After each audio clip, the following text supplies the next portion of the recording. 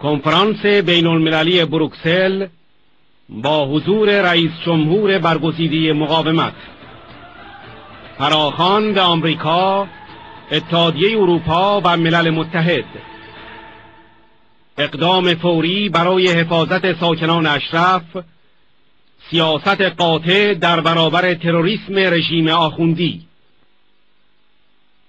We have with us one person who can speak with great authority about Camp Ashraf due to his direct involvement with the case as part of his responsibility for relations with Iraq for the European Parliament.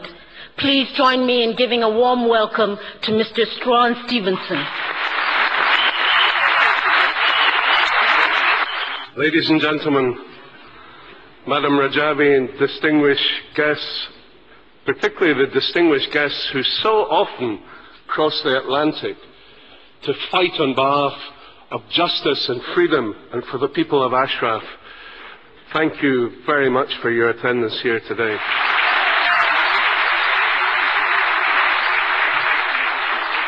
Ladies and gentlemen, today I'm very angry. I went to Iraq in April, 2 weeks after that horrible massacre. I met with virtually all the leaders of government, apart from al-Maliki himself, who was in Korea. And at every meeting we condemned them for the brutality of that massacre.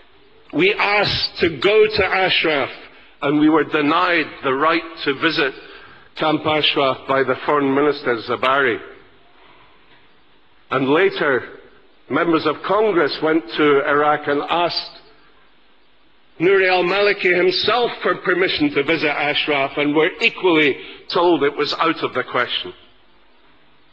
We were told this was a matter of Iraqi sovereignty, that this is sovereign territory, that the people of the MEK cannot set down their flag and say, even although they've lived there for a quarter of a century, that this is our land.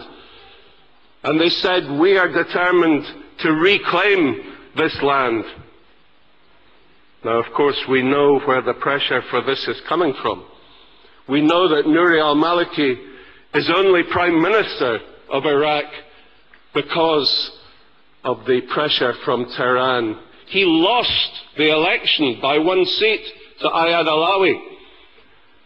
But Tehran had a red line against Ayad Alawi and said to Hakim and to Muqtada al-Sadra, neither of whom really have any time for Nouri al-Maliki, you will join his coalition to ensure that he becomes the Prime Minister, not Ayad Alawi. So the strings have been pulled by Tehran ever since. And Tehran, when they say to Mr. Nouri al-Maliki, jump, he always responds, how high? And that is what's happening now with Ashraf. Now, we had a meeting when I was in Baghdad in April with Ambassador Jeffrey and Ambassador Butler, and we were told that Ambassador Butler had a plan for displacement of the Ashraf people inside Iraq to a former US military base. And we said to him, this would be an invitation to murder. And we had 3 months of our resources completely focused on fighting against this mad plan of displacement inside Iraq.